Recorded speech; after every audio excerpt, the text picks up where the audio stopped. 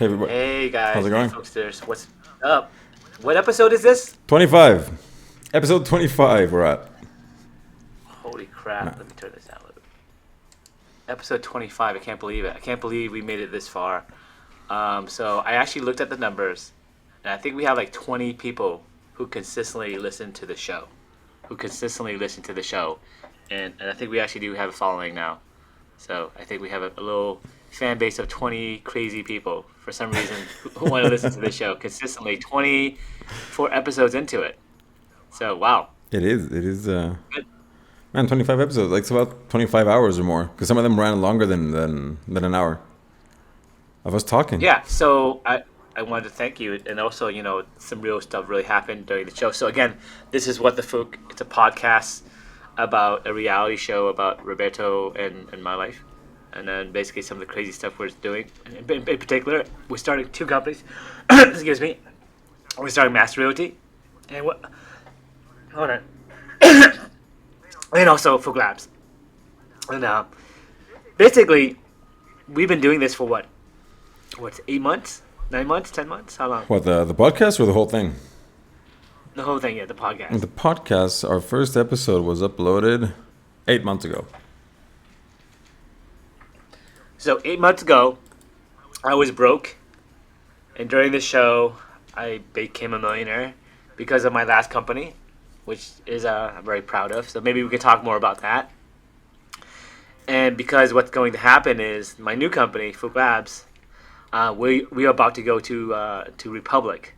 Republic is a crowdsource funding website where you can go raise money from regular people like the 20 people listening to the show, and basically get money from them, right? Yes. We get funding. So we need $1 million. So yeah, so with $1 million divided by 20 is how much? We need 50K. What? Yeah. 50K each? 50K each. Yeah. So 50K each, please. Come on, you can do it. I'll take it if it's. I'm not sure. That'll be very very easy closing if that really happened. But that'll be awesome. But like I said, like we invented something really incredible. The most incredible project I have been a part of in my entire life, where basically we invented a way to filter water using a computer. So we have the ability to take water, take a video of what's in the water, determine what's in the water, and see what's in a block of water, and then determine using AI, using artificial intelligence, using a computer, determine what's in that block of water, and then move that block of water left or right, and move it really quickly, move it with precision, and if you do it really fast and really quickly, you can sort pretty much anything. It's a conveyor belt essentially, right? The water is your conveyor belt, and imagine a conveyor belt can have packages, and the packages could be anything. It could be, I don't know, your Christmas present. It could be the diapers for your kids. It could be like Coca-Cola. It could be anything. But as long as a human can see it, you can train a computer to see it, right? And imagine that you see a conveyor belt, and you can train a human to see what's the difference between, let's say, a nickel, right? A nickel, that's, what color is a nickel? Like silver, right? So nickel, right? Nickel, right? And then a penny, which is copper. So if you can tell the difference, then you can basically sort these two different metals, essentially. One's copper and one's nickel, right?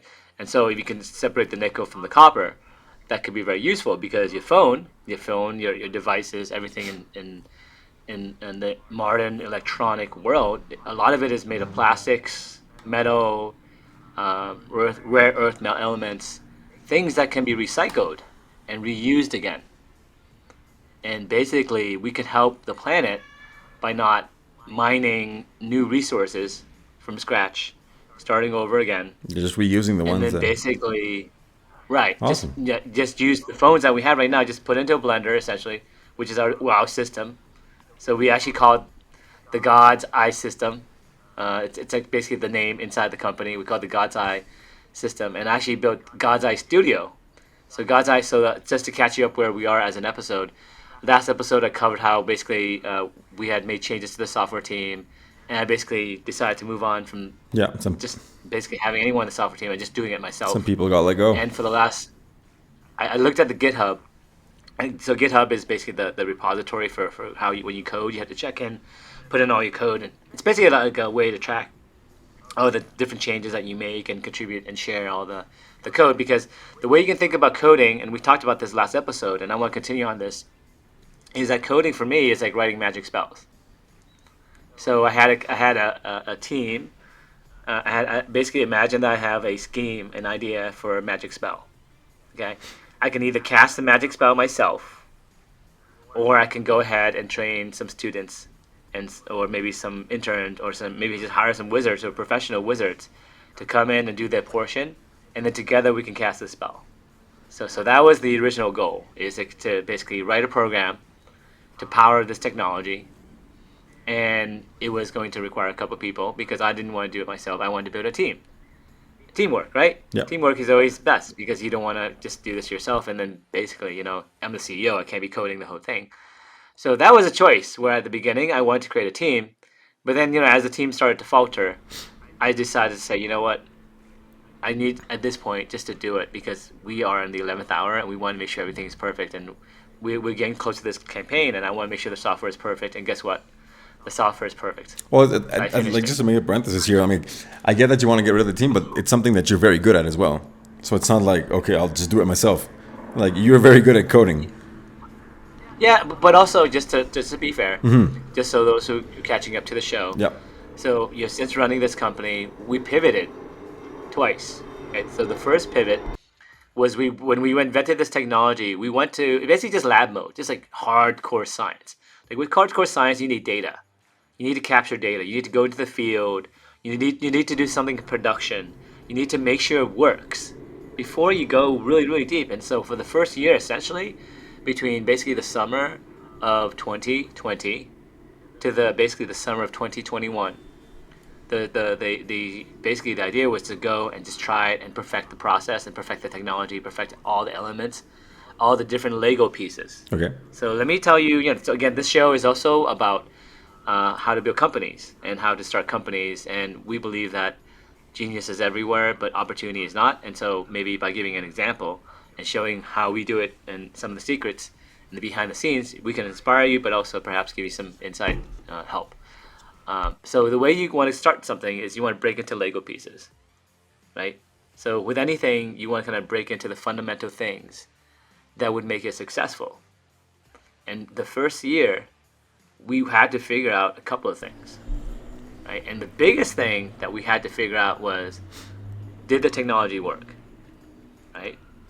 That's the first thing. And we figured out the technology worked because we tried at a sewage plant. We actually got real water. We got water from the sewage, like a real sewage plant with millions of gallons of water flowing a day with different phases, like phase 1, phase 2, phase 3, and it was incredible.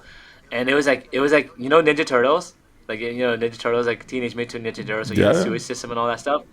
It's not what it is, man. It's basically completely different in real life. It's not that sexy. There's no like hidden tunnels where well maybe there is like under the city of New Would you York. like roller crazy skate or tunnels anything? but Like no.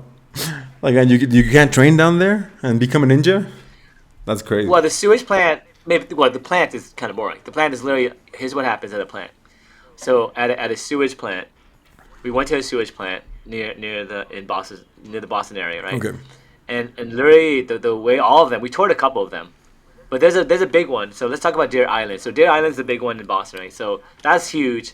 But imagine a smaller one where it's just basically 3-4 large artificial pools of water. Damn. Just sitting there. I feel like something as huge as Boston would create a massive amount of just like sewage water. Lots of land and lots of seepage of that pool of water sitting there. Because what you're waiting to do is you're waiting for things to sit and basically coagulate and then basically have the biological phase of it. Yeah. So all of them have some type of biological phase with bacteria or something like that. It's like eating the poop basically and converting to something that's Fun. cleaner and basically but it's basically food for somebody, right? So you have to. So it's like the circle of life. Like we eat like the big things, and then things eat our poop. Yeah. I guess it is. And then we eat those things. We eat those things later on because they become plants. But I mean, like, and so on and all that. how does that work? I mean, like, does Boston do they have to have like pools that keep the stuff there while this time goes by that doesn't make it so that the Yes. overflow happens with what Boston is Well, constantly yeah, so producing? yeah, it'll have to go flow through the system. There's a couple of different Um, phases.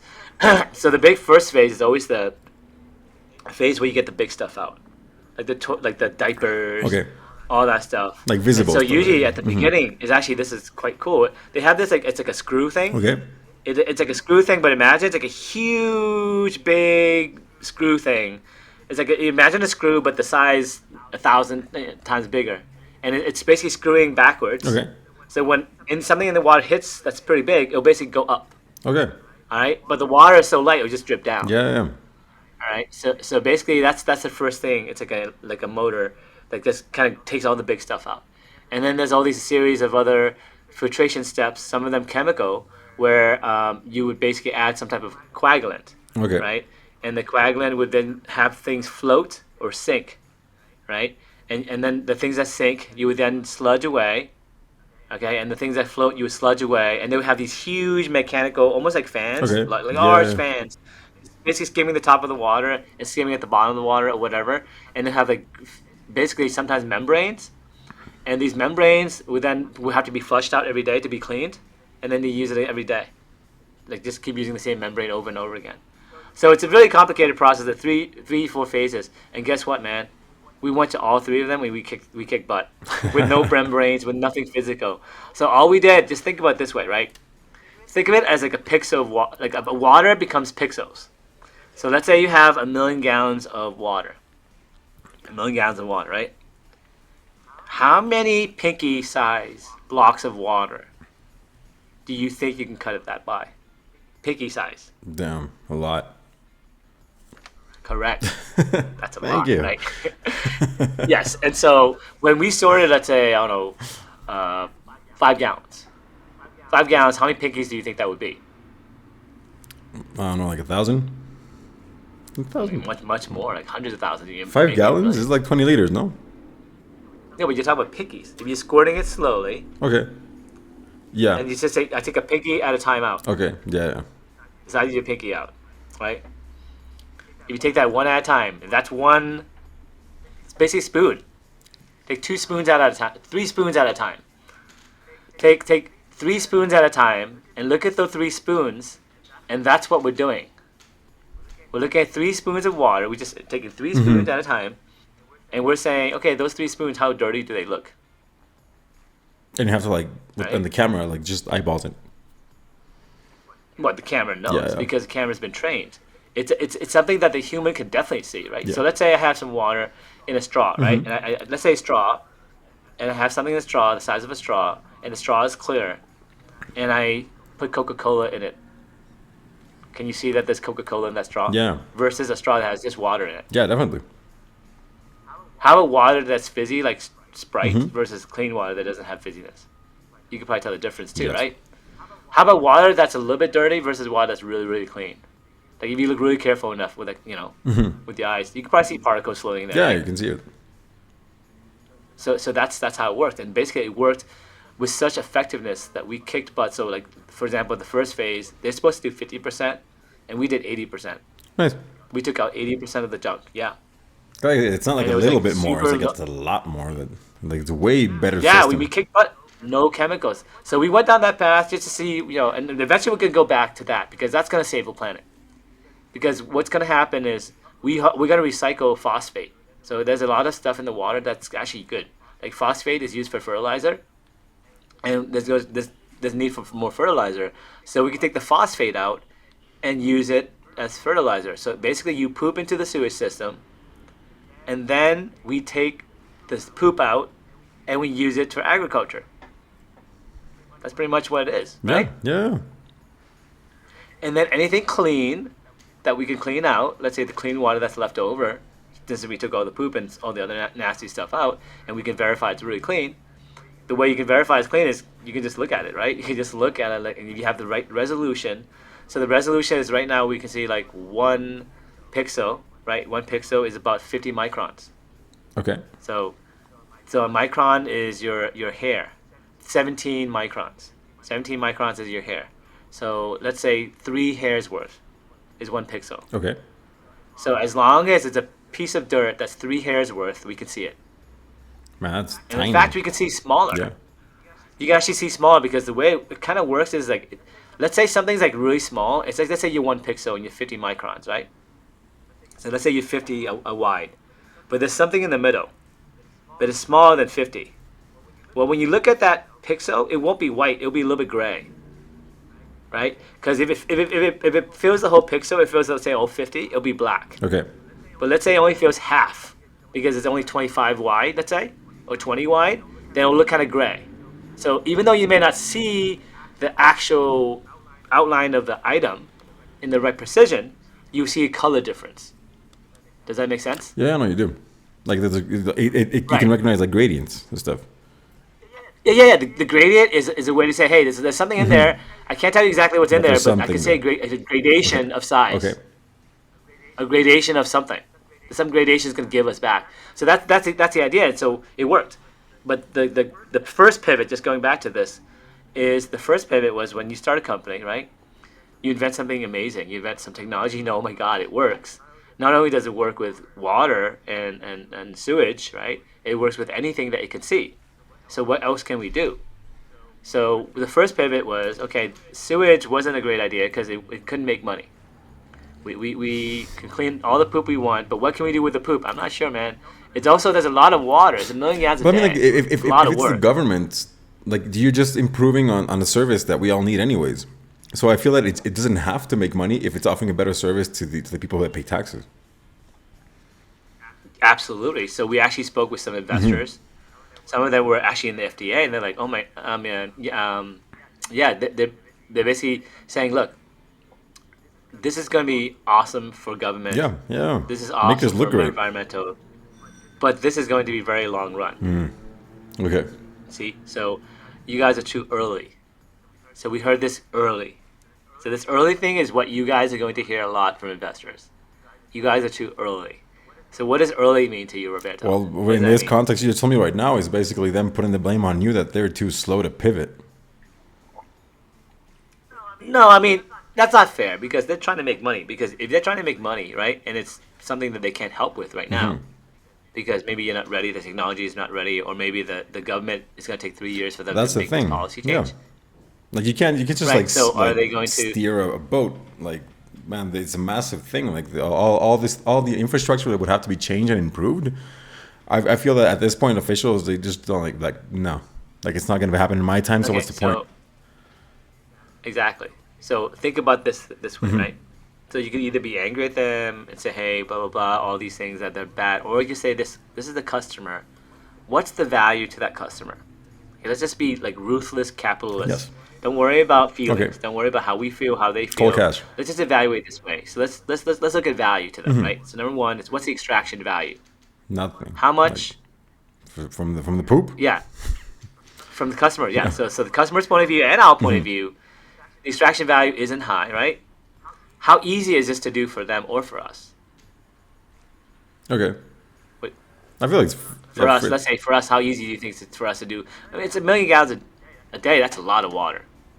yeah, a and lot of especially water, like you're right? looking at this a pinky at a time. Yeah, a lot of units, a lot of things that could break, a lot of maintenance, Yeah. a lot of sales, maybe a lot of waiting for the sales to happen, a lot of construction, a lot of time Okay. before you get paid or see if it even works substantially. Even though you have a portable system, all that stuff, okay, it's not that great. And how about the future? What is it? Is this future proof? Let's say you do the sewage. Can you do another second sewage like easily? Can you just keep doing more immediately, or are you gonna run out of towns? Or is it gonna be like kind of like easy in some areas, and other areas gonna be kind of like lopsided? So it's gonna be a long struggle to sell town to town, door to door, basically. Okay. Right? And how scalable is it? How easily Yeah. scalable is it? Can you just add fuel to the fire? Can you just go ahead and just make more widgets, for example, right? Okay, and especially like I That's- feel like you people in the States are like very, very weird with all your systems that like one state doesn't talk to the other one, or they don't share information, or like they're like this is working and this isn't working, and they each have their own laws and regulations. So I feel like it would complicate things, right?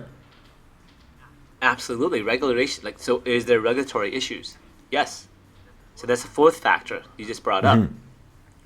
So I'm just trying to bring it high level for the people who are the audience. So like, what are you guys talking about? We're talking about when you have an idea, you have to create a idea matrix, a way to score your idea matrix.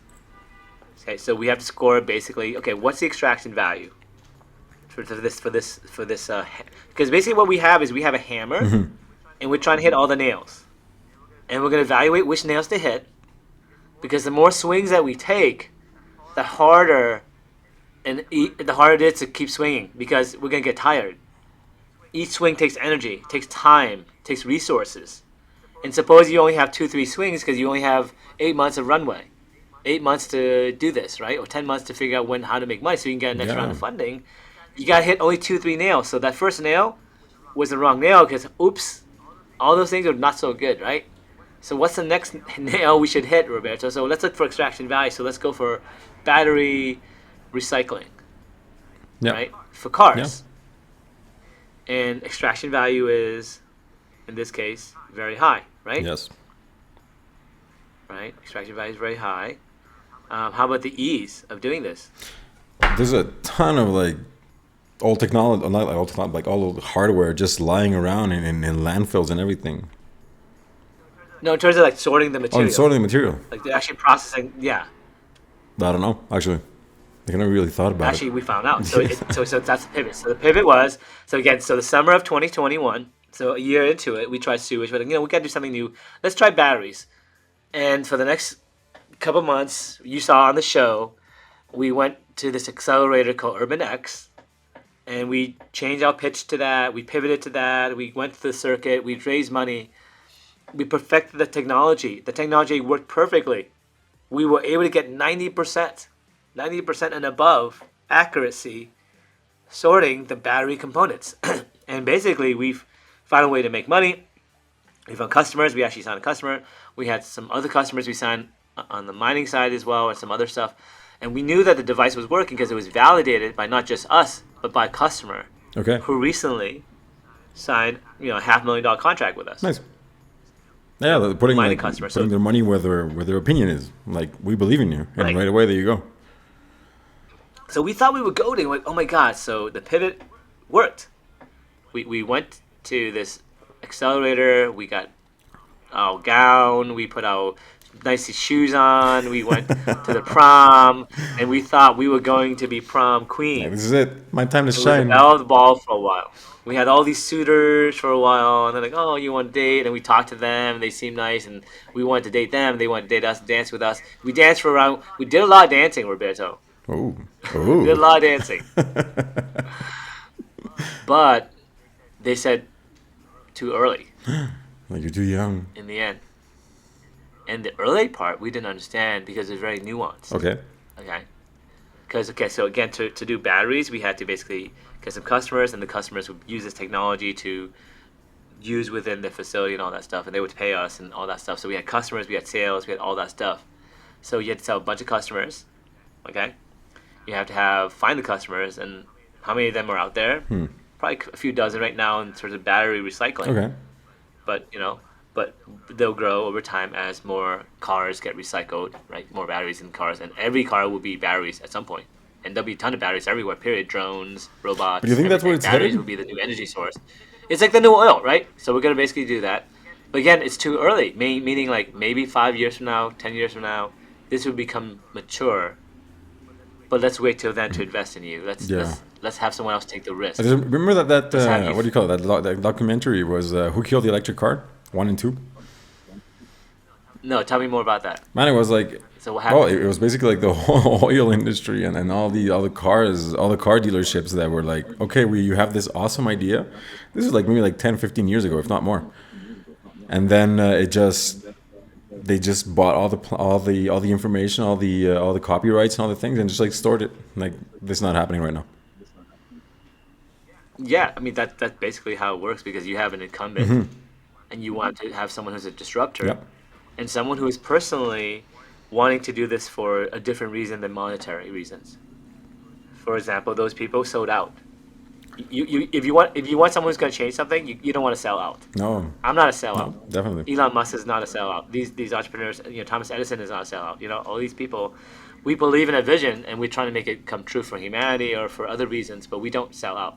We basically are very ambitious people who want an outcome that is outsized and something that we really believe Yeah, in. and you can really put And like so, a monetary yeah. value on these things. Like what's your kid's well-being's value? Like I don't like you can't put a price on that. But also, right, just going back to, we also talk about woo woo stuff. Let's bring a little bit woo Ooh, woo, let's go. right? So when I had this idea, I basically had this during the summer of 2020, during COVID. And one of my heroes, Isaac Newton, during one of the pandemics of the past, also had great ideas for physics, right? And so this idea came from basically the same. I don't know. We had a pandemic in the summer of 2020, and I had all these ideas, but it started with the idea that God was real. That God was real because of math, because the prime Okay. numbers, and I talked about this on the show Yes. before, because I think I have some insights on physics and on information theory and basically on spiritual ideas, but also we'll talk about aliens later on in the episode, because they're all related. Because suppose, let's say you get really successful in your life. Okay. Let's say you become really, successful, and I had thought I had made it because of my last company, Clinical Research IO, where I was the CEO, co-founder, and basically the company was doing very well. We became profitable. My hard work had paid off, and now the company is kicking butt, dude. I'm so proud because I think we might be above 100 people now. No, it's awesome. Clinical Research IO, yep, and we have more than 1,000 customers, more than 1,000 customers who use our software every day, use it every single day, in the front lines of clinical research, discovering new drugs for humanity. Nice.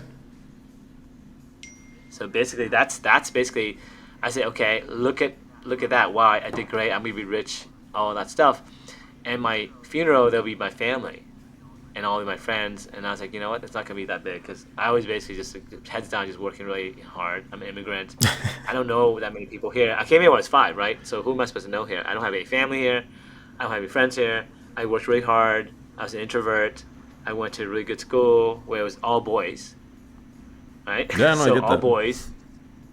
So you don't socialize with, and my grade was 43 total boys, 43 total people you knew for 6 years, between 7th grade to 12th grade. But that's a weird thing. I mean, like I went to an all boys school as well, and the thing is that Yeah. like probably like about 70, 75 of us graduated, and about like I haven't talked to them like to some of like a big group of them for like a long time, but I know that if anything happens, we all have our backs, which is a weird thing. I don't know if it's maybe like because Yeah. of the people you went to school with, or just like the overall way that this like difference between like North America and South America. Yeah, I mean, depends on the situation, who you're with, because, I would say there's a group of people who feel that way about the people in that grade, right? But depends on if you are like in the core group of people who got along together. So with any group of people, let's say, I don't know, let's say 100 people, Okay. right? You're gonna have like a majority. Then you can have some type of like elite, minority, and you can have a minority that isn't so part of the flow, either by choice or by not by choice. So it depends on the situation, right? So for me, I was an immigrant kid with all white boys, and we had this bus, literally with all of the minorities were basically picked up in the morning Okay. from all the neighborhoods that were minority neighborhoods and brought to this very white school, and we got this privilege of an amazing education, Yeah. but in exchange for diversity. Okay. And I love that because that's what the American dream is about. A lot of people are, oh, that's terrible. No, that's not terrible. You're basically telling me, right? Just think about it this way, right? The way I thought about it, here's the perspective of someone who's, let's say, liberal. Oh, blah, blah, blah. They're just doing that to Like the basically use PR the and whatever. minority and Yeah. all that stuff. Right, right, right. So, from my point of view, I was like, no, no, no, no. I get to go and learn from the best, Yeah. from the best school. Imagine you go and you get into Hogwarts, right? You go. It doesn't matter who's running Hogwarts. It's Well, you Hogwarts, got in. and you get to Like you're learn there. and you just absorb and you use it, and depends on in how you feel about it. But I used it because I wanted the education. The friendships happened great, and they did naturally because as you work hard with other people, you build camaraderie. Yep. But they're not necessarily the same people, so Okay. you may kind of go apart when you get Hmm. older, and that's what happened to people in high school, people in college, and I feel like right now after COVID, I think there's a big, huge kind of like okay cutoff that like basically the entire life feels like it's almost gone. What do you feel like, Roberto? Do you think that? Right now, okay, it's definitely been interesting as a whole situation, and the fact that you get to live through these chunks of history are definitely challenging. And there's some things that do make everything, like put things in perspective per se. Yeah, I've also had friends who just Hmm. I found some Yeah. friends who recently I found out they got divorced, right? Yeah. So I'm not sure if COVID did had anything to do with it. And I was like, wow, I couldn't believe it. I can't, but I also see it coming. Put that extra strain on And it. basically, yeah, I just found out like 2 days ago. It was Oh, incredible. yeah. It was something that I had not expected. And then I was like, well, and then it kind of makes sense because at this point, there's a bridge I think in humanity, right? Hmm. Where like I was going through like a midlife crisis, Okay. right? Because I was like 44, not really a midlife crisis, but like a transition. That's usually when midlife crises happen, right? But instead of a crisis, usually a crisis is, oh my god, I'm doing all these things and I wish I was doing something else. Okay. That's the midlife Yeah, but it has crisis. to be like something Isn't that the random. I mean, definition? like, it has to be like something like, I wish I had a Ferrari, and then you just go buy, or you get like a 20-year-old girlfriend or something like that. That's your midlife crisis. Like, where did this come from? Yeah, but I had the opposite, man. I had that midlife, like, Epiphany. I was freed. Okay. It was an upgrade. It was like, I had all these dreams and I made it. Okay. I wanted to be an entrepreneur. I came to this country poor Hmm. and I was basically ready to be rich because we were going to sell the company. And you saw me cry in episode, what, 2019 or something like that? Yes. Well, I can actually check it out right now. Something like that. So that was actually when I really did become a millionaire. You saw, but that moment was going to happen in 2020. And so imagine that feeling, that genuine feeling, that summer of 2020 was gone. It was crushed. It was crushed because COVID happened, and the companies that wanted to buy us, obviously they're not going to buy. But well, guess what happened? Clinical Research.io tripled revenue, and we did very well. So I knew that was happening, and I never got down. I said, you know what? I'm a poor kid. I'm still poor. I never made it rich, so it doesn't matter. So I'm just gonna be poor for a little bit longer. It's okay. I'll hustle. And I sat on this porch, my porch at house, in my house, and I thought about these things. I thought about what I'm gonna do next, and I thought about this idea about God being real. And you go back to that episode, and then once I figured out that God was real mathematically, because basically the prime numbers are given to us by God, and the prime numbers are the source of randomness in our universe. Our universe, in order to be random, must be seeded using a seed variable, a seed information from outside the system that created us. And I was thinking this because I was thinking of video games, because I was trying to write some video games. So Okay. I was doing a startup. I was thinking about doing a company actually called Social Games, Yes. right? Social Games. And I think one of those thoughts was, hey, a random number generator, how does that work? I'm like, holy crap, I'm going to give this video game a number, a seed variable from my universe, and I'm going to seed the video game with randomness. So that insight was the day that it was just, I remember it very clearly. The bees were flying around me. I was very zen. And actually, before this, I'll tell you the origin story, okay, in a little bit more detail, because I think this is really, really very fascinating, okay? How about like how these big ideas, because I think this is one of the biggest ideas I've had in my life, Okay. What is it? if not the biggest, right? I actually have another big idea, but Oh. we'll talk about that. It works later. I have more coming. I have some more hits. Um, but basically, the idea originally came from thinking about Mother Nature. So I was sitting there on my porch, just thinking about, okay, what should I do next with my life, all that stuff. Just kind of like just spiritually, just doing yoga. To be frank, doing a lot of cannabis. I'm a huge cannabis lover because I used to I used to drink, Okay. and I stopped drinking around the age of 40, 41, 40, around 40, something, 42, something like Hmm. that, because I had gout. had gout. Oh So shit. those who know what gout is, Yes. yeah, gout is a disease where your bones they basically grow extra bone essentially, and then basically hurts. These crystals kind of Don't you get all grow, swollen as well? and yeah, yeah, you couldn't walk. I mean, for a whole week I couldn't walk. It was like every night. It was like 24 hours of being tortured. Imagine you have like a person vicing your foot and just Yeah, yeah. hammering it every second, But and you can't sleep. You because can't. I thought like the first time I heard about gout was a friend had it, and I thought it was like something like from the kings, like medieval stuff. Like, oh, you like gout? How do you still have that? And it's no, Everybody I had gout. know, and you can get it out of meat as well, and all these like random things that I do in my life. I'm like, man, I was worried for a bit. So for those who had gout, Google this: Benjamin Franklin. Benjamin Franklin, one of the heroes of the country, right? He was a gout sufferer, Like and he wrote a poem about gout enthusiast. and his relationship with gout. So it's a very famous poem about gout. He wrote a poem about gout when he had gout. And that's, it's kind of a funny thing like gout, you suck, blah, blah, blah. F you. Pretty much that's the poem. That sucks. Well, it is what it is. Make the best out of a bad situation. so I tried all these drugs to see if it would help, like aspirin, Advil. None of them helped. And I was like, I gotta stop drinking. But how can I stop this pain? And then someone gave me basically some cannabis, and I tried it. Oh my god, Okay. it stopped the pain Right. enough so I could tolerate it, and it got me past that. I was like, this is actually not bad. And at the beginning, okay, it's like drinking. Okay, when you drink, your head's gonna spin, the room's gonna be like flying everywhere. Yes. You have no idea where you are.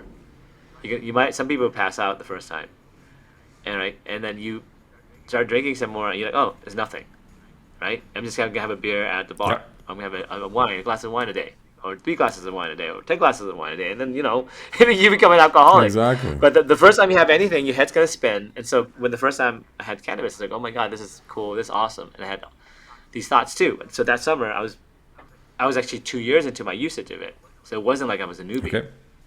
Right? But I think cannabis, as a scientist, okay, so one of my respected scientist heroes, Carl Sagan. Do you know Carl I do. Sagan?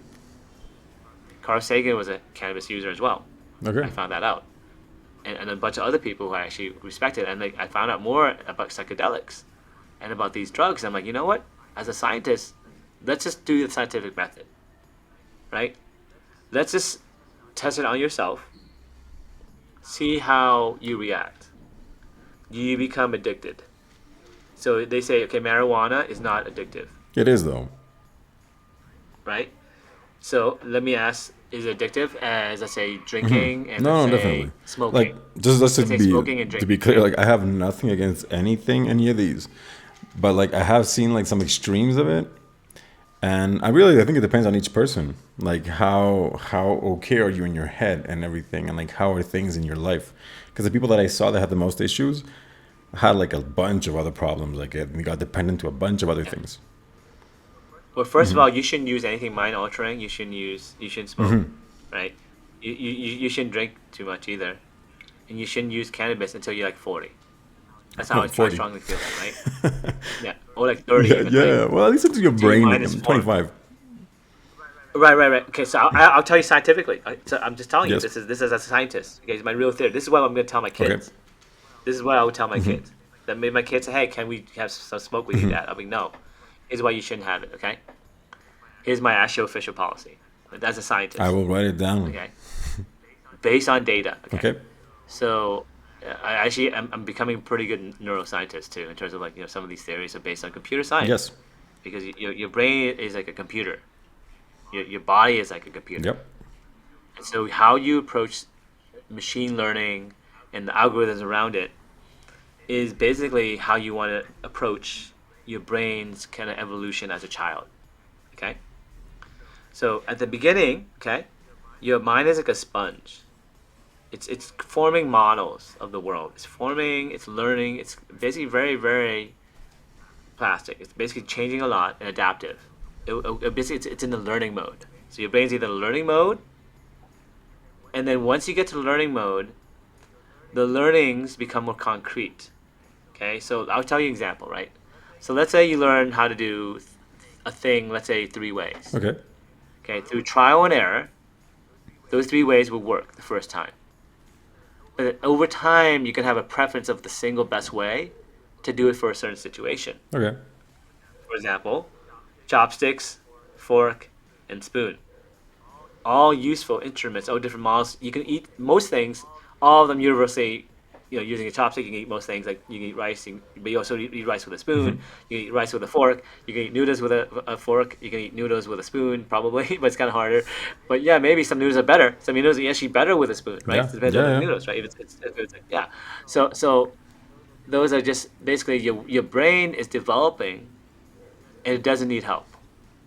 If anything, if you throw a wrench into it, it's gonna scramble it more than needs to be scrambled. Okay. Okay, so like that this is your brain. This is your brain on drugs. You know how your Yes. egg gets fried and all. So what happens is it actually may help you actually make the right connections and help you a little bit, but depends on the situation. It may actually, if you're like a stuck up person and not creative, I don't know.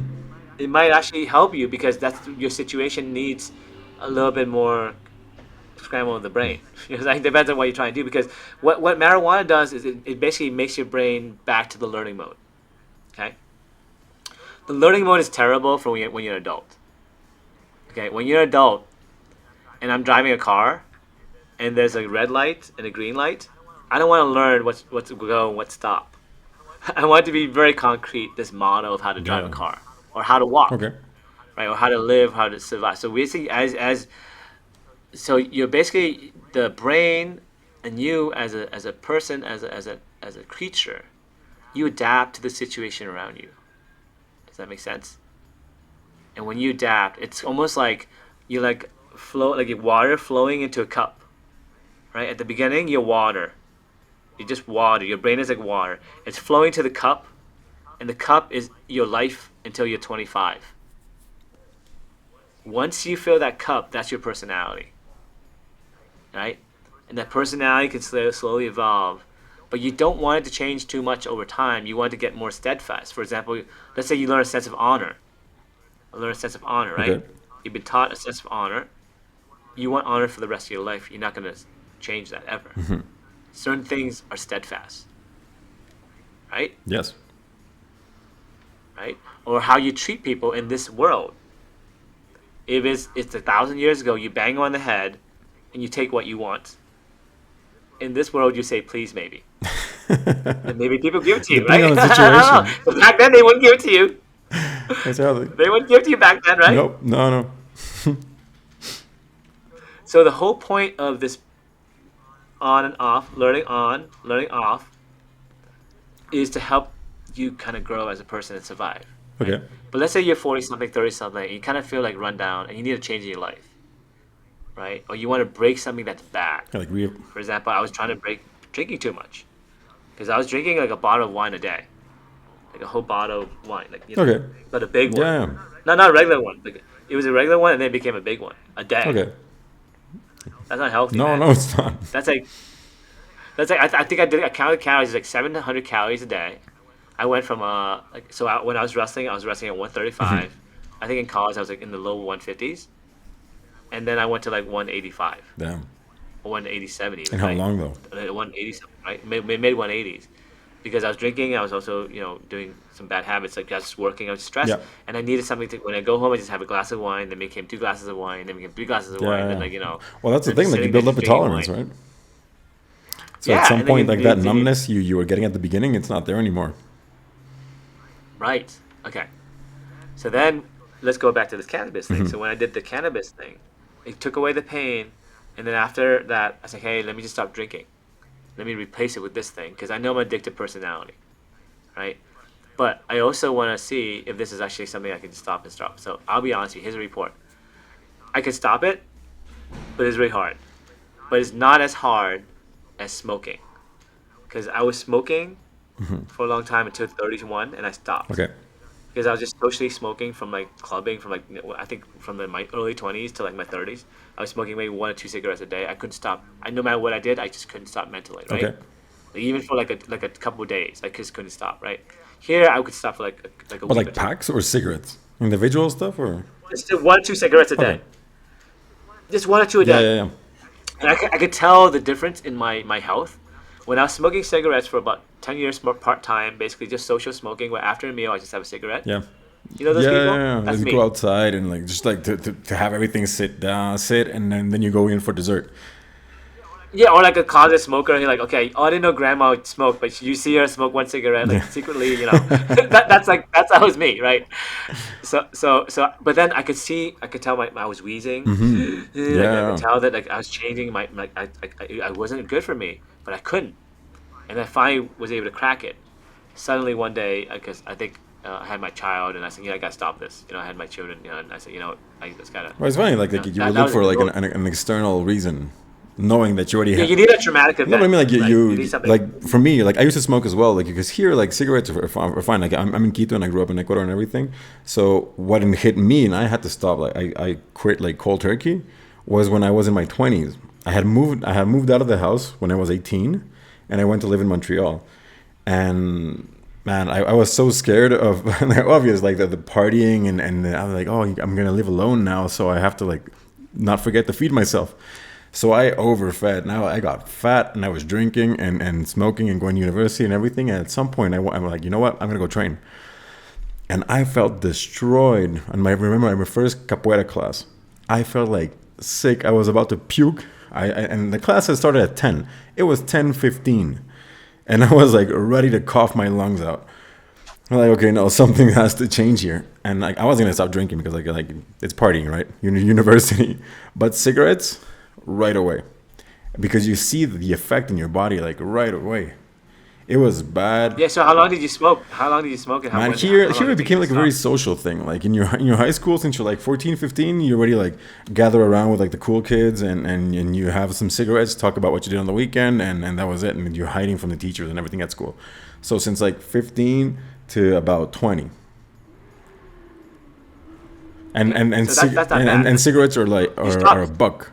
You had more Like, willpower. yeah. You had way more willpower than that. It took me a long time. It was like 10 years, 12 years, and it was impossible for me because I tried like for like eight of those 10 years. I But tried even to like quit. when I got to like North America in general, it's a pack of cigarettes was like $15.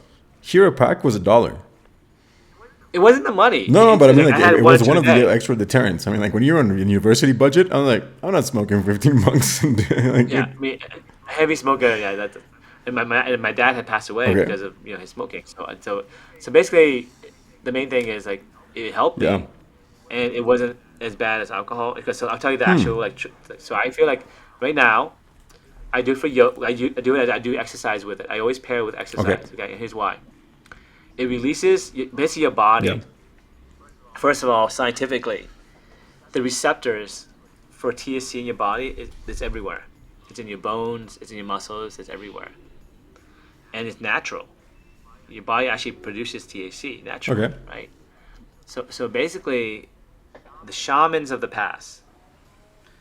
There's a class of people who would always smoke something or take some yeah, mushrooms yeah, ayahuasca and or do everything. Yeah, something to basically connect with Gaia, okay, to connect with Gaia, right? yes, To connect with nature, to connect with the spirit world, to connect with God, to connect with whatever. And I think in my DNA or something, man, it activated something. okay, Okay, because I think again, going to your brain, if your brain is evolving, and I think my brain is special because I for 25 years, you know what I did every day, man? I coded, So basically, I cast spells, but I listened to music really loud and awesome music all the time. I'm like a huge music fan. So I would listen to like basically 8, 10 hours of music. So I trained my brain to be creative with the music while being logical with the coding, right? And I trained my brain already, but then this was the steroid on top of it,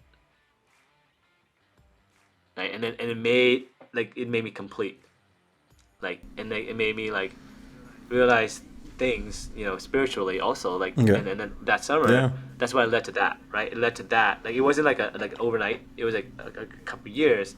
It led to because I would like walk home, think about things, and out like the things like that you think about, you just can think more deeply and be more focused sometimes, right? And it helps if you can control it, just like you have magic. Think of magic, right? If you have a spellcaster, if you have a person with a logic board, if you have a person who can maintain his sanity because he's the most sane person he knows, the most logical person he knows, because every day I compile stuff and it has to work logically. Okay. And that's all I think about. I think about how logically things can fit together. If you had to go someone, if to send a hero into the demon world, in the demon world, they're going to try to like dissuade you from logic. They're going to try to trick you. They're going to try to do all these things. You need someone who has a perfect logic board, like Spock. And Spock will go into the demon world and just find the answer logically and then come back out unfazed. Right? So that's what marijuana, what's cannabis, that's what all these drugs are. They're this unlocking your brain. It's like a mental challenge. It's a barrier. Right? And sometimes it helps you remove that barrier. Sometimes it helps you augment that barrier. But sometimes it is a barrier for you. But ultimately, right, if you can control it and harness it, Okay. it's like a magic power. Yeah. It's like a steroid for your brain. Yes. And I'm not endorsing it for everybody. I'm just saying for me. I'm saying for me, that's how I feel Exactly. when I Like do we it. all have our different drugs of choice. Like personally, it just makes me super hungry, and I already eat a lot. But that's also makes you, when you taste the food, it's so good. Yeah. Yeah. It enhances the flavor, right? So that's part of the joy. And that's why I think it's like, like, you ever see the movie Dune? Yes. Even the like the Okay. new one. Yeah, the movie Dune. So there's a thing called spice. And all the nobles take spice. Yes. And spice makes them feel good. They live forever. Exactly. What do you They think have is in there? superpowers. They have that stuff. But they're also addicted to it and they love it. And, that's marijuana pretty much. That's cannabis right there. That's spice. My spice is cannabis. But I think everyone has wine. Everyone has exercise. Everyone has vanity, like makeup or things they buy, shopping spree. And I realize that as a human, you have to understand your vibration and your frequency and your evolution. Right? And my evolution is like, look, what I want in life. I want to make cool things, right? I want to help humanity. I want to help my friends. I want to do the concentric circle, the Asian folks, where basically you start with yourself, Yes. then you start with your family, then you start with your friends, then you start with your neighbors, then you start with your state, then you start with your country, then you go on to humanity. But I've already done a lot, but I want to invent things that are incredible. So that's it unlocked it, right, for me. And I think this idea and other ideas came after I discovered that God is real. Because the prime numbers came from somewhere. That's a seed number that God gave us, and that's a source of randomness. But once you unlock that, then a whole branch of science, a whole branch of magic opens. So imagine you're a mage, you're like a magician, you're in Harry Potter, and you discover this book. It's a book of spells where if you pray to this god, or you do this thing, the technique that is acceptable within this god magic, and now you can have access to god magic. Yeah, the magic of the gods, because the gods are real. Because before in my life, so you know how you get like a born again Christian, Yes. or again like a Mormon, you convert to Mormonism, or you go to Scientology. Yeah. And they So in the come back midlife with crisis, like right? So usually in the midlife crisis, you convert to something. You don't know. You do something wacky. But I discovered mathematically. My wacky was I discovered mathematically, using logic, not wacky, that these prime numbers came from somewhere. And they have to come from God, because we are gods to video games. When I write a video game and I cast a spell and I create a universe, chess, Roblox, Minecraft, any game, right? Tetris, you have to seed the universe with randomness from our universe. You have to use information coming from here, not accessible to there fully, and give some of your information. And that seeds the randomness in that universe. And once I realized that that's the only way I can code it, that means that that's the default now as a logic board, as Spock. Because now that's the default way to do it. Tell me another way. Well, that means that default, God is real. Tell me another way. If you can tell me another way to write a video game and add randomness to it, then that means God is fake. But no one's done that. It's mathematically impossible. It's true. Look it up. It's mathematically impossible to do that. That means God is 100% real. And because of that, information itself is key, is a key force in the universe. You have matter, you have energy, and guess what? You have information coming from somewhere else. Information plays a key role. And guess what that information does? Information is time. Information is choices. Information is unfolding of space, unfolding of realities, unfolding of potentials, right? Unfolding of numbers. Because the prime numbers, they unfold new numbers. But the unfolding of numbers get farther and farther apart because we don't need them all the time. It's my resolution of math theory.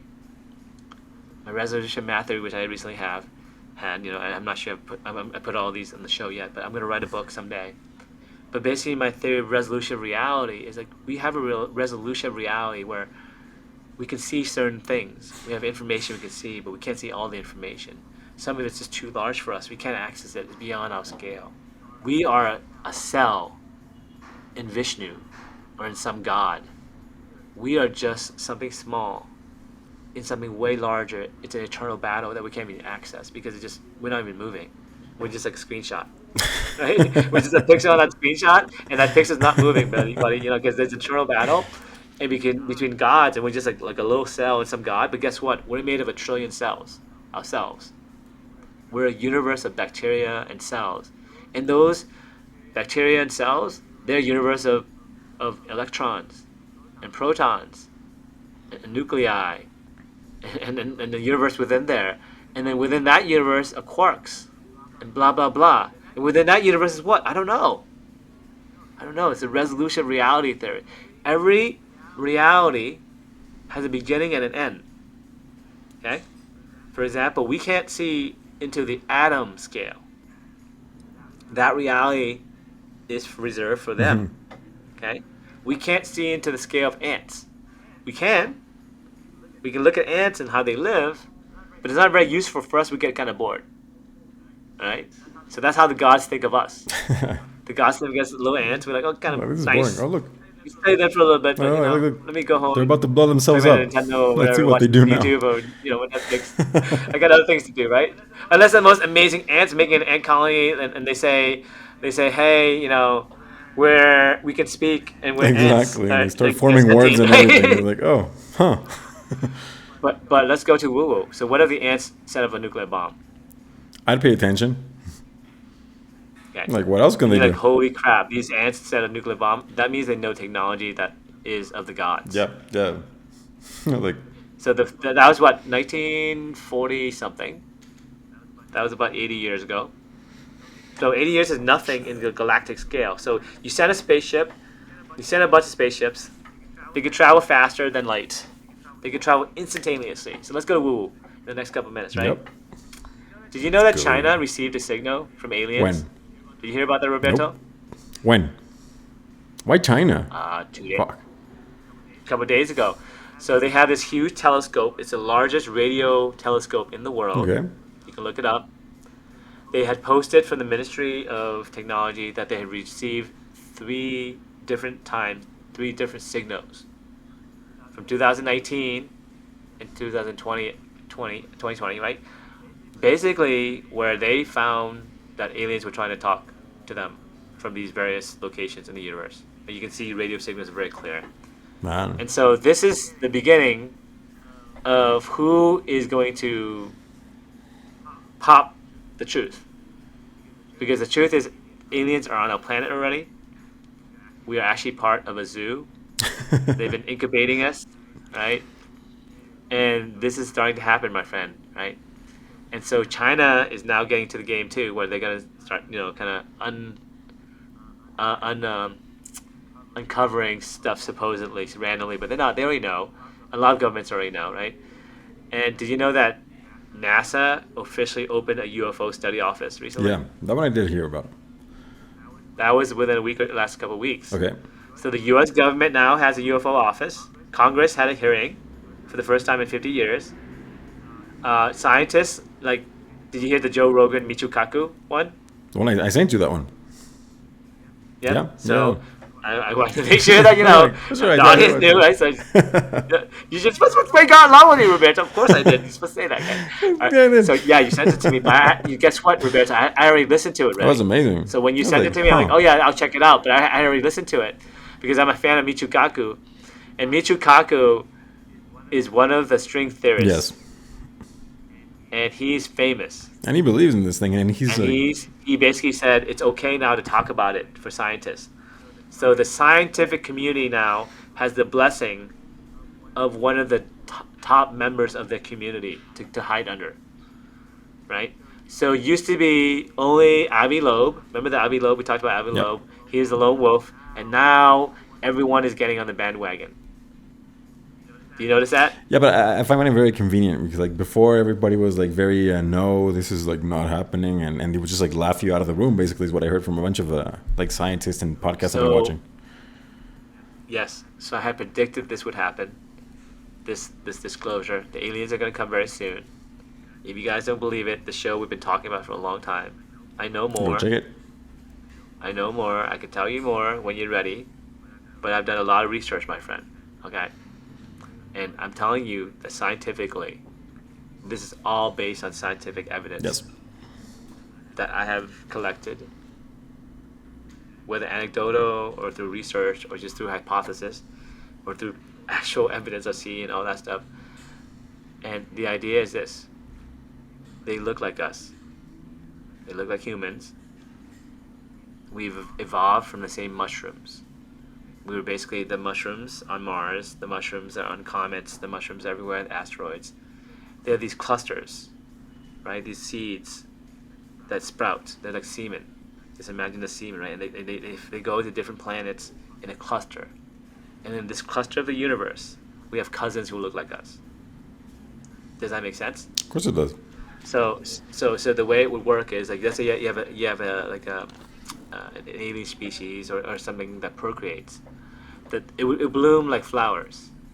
So when a flower blooms, all the different things start to float from the home planet or whatever the core of the flower, right? The petal of the flower. The things would start, like, let's say a dandelion. You know, you blow the dandelion. Yeah. You know Yeah. you know dandelions, right? Yes. So imagine dandelions are basically mushrooms, and they're flying on these comets, and they hit these different planets, or they hit different soil, and they plant there, and then they grow up. Do you think all the different seeds will look different, or they look the same, my Yeah, friend? no, they look the same. They're coming from the same source, though. Okay, and when that happens, we get harvested.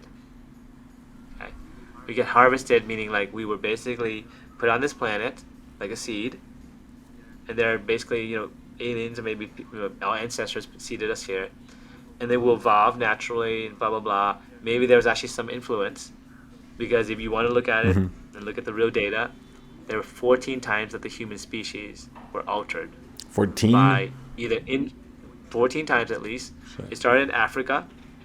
The DNA sequencing is coming back finally from basically these bones of humans and Neanderthals. They call them Neanderthals, but the Neanderthals have a trait that they all seem to kind of be elongated heads, big heads, blah blah blah. They all look like aliens basically, Okay.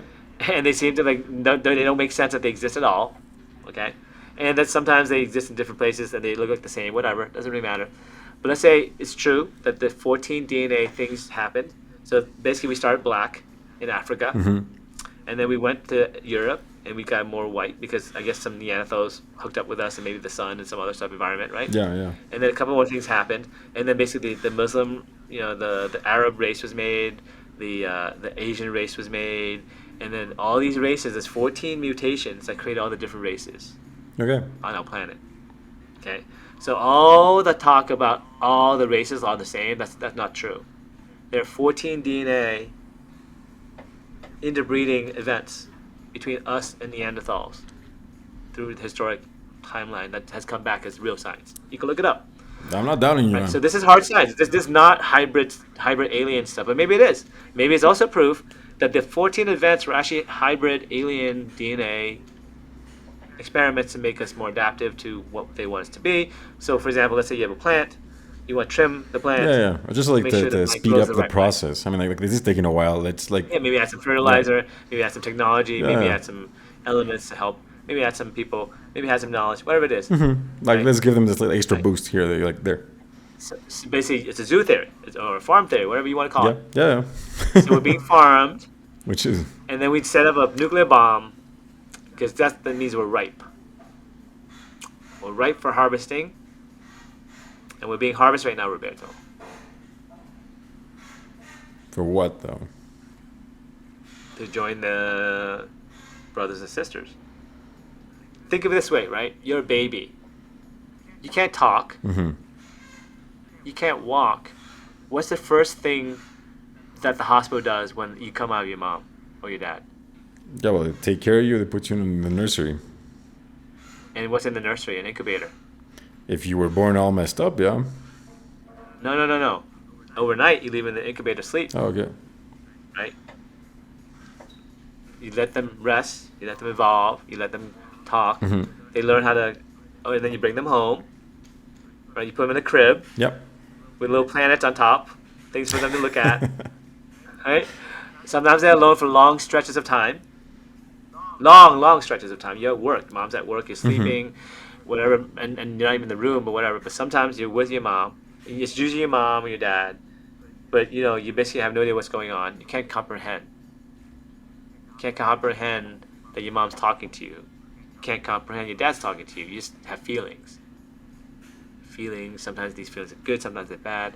And they learn over time. And at some point, then you can start to communicate. You start to understand. You start to have feelings that are more mature. You have the ability to interact, communicate, evolve to the level we are. Because otherwise, you just had a bunch of cavemen. Yeah, it's pointless. And then we are smart enough to pass high school. Yeah, to actually interact with us. And what's high school, my friend? The nuclear bomb. Hmm. The nuclear bomb is the pinnacle of science, where we have to put everything together. So many difficult topics, so many difficult things Yeah. of knowledge, so many things that society. You can't just one person can't do it. You have to have an organization do it. Yeah, but I mean, like, then what? Like, would they only be willing to talk to people that understand this part, or is it just So us that's where they always it's always the like when you have a class. How many people in the class are smart, Roberto? two in a class of like 30? And what do you do as a teacher or as a principal or as a leader? You lean on the two smart kids Yeah, to help tutor the other kids, right? yeah, You give them a little bit more attention.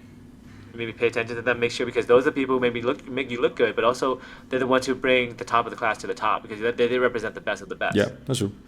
So you can work a little bit harder to help them grow, and then at some point you also help them mentor the other kids and set an example. Yeah, like TAs and everything.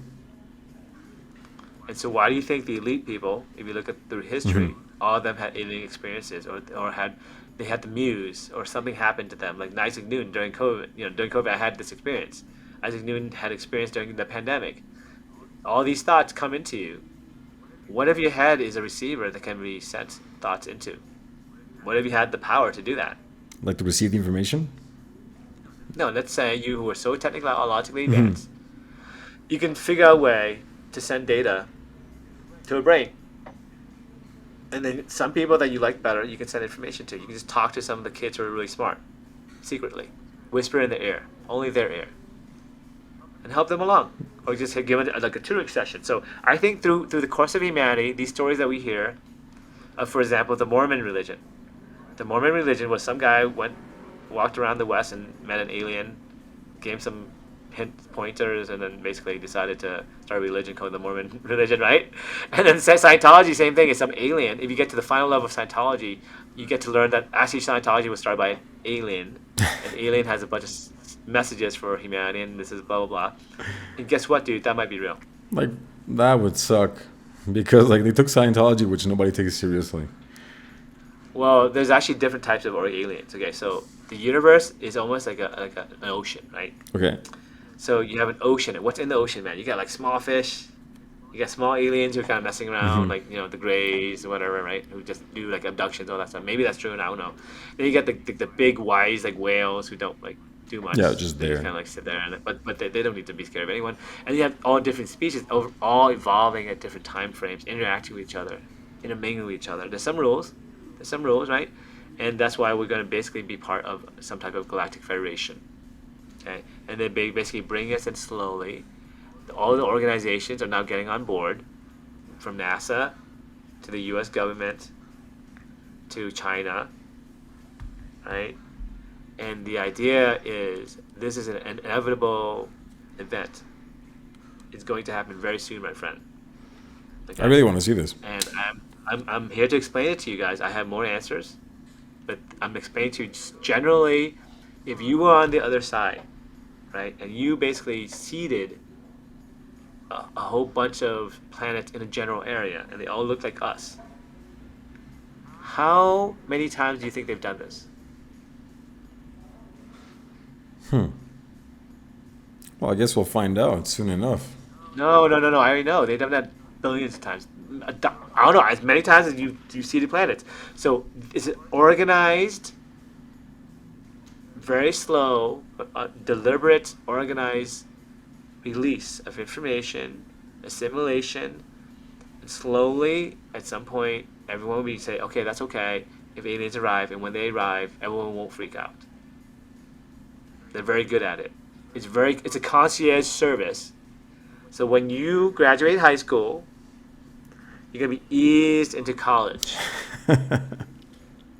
You can get eased into college. You can get an admissions letter.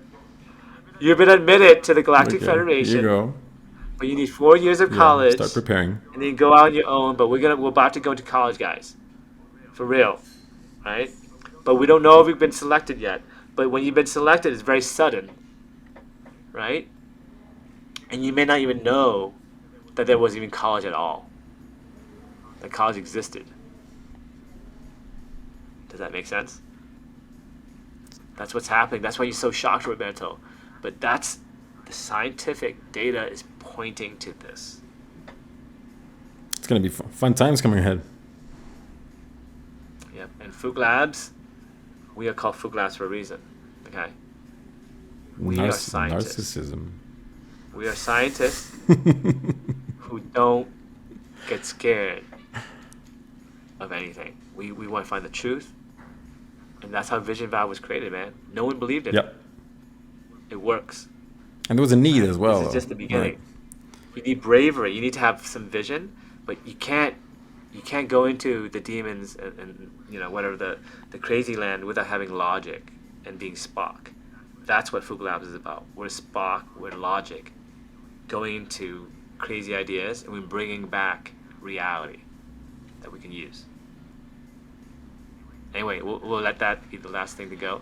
But thank you, Fooksters. It's been more than an hour. Yep. And I really appreciate your time and our support. So in a few weeks, okay, so this is what's happening. This is the before picture, before Republic, and then after Republic. So Republic is either going to make it, the $1 million, or not. So this is course 4 it's gonna get it. episodes. We have, I think, 4 episodes until Republic is open. And then once it's open, I'm going to beg. Okay? And then we're going to see how long I have to beg. Not a lot, man. Thank you, 20 people. Get your 50K ready. Start selling those kidneys. Like, Yeah, yeah. Thanks, guys. take care. Talk to you later. See you guys.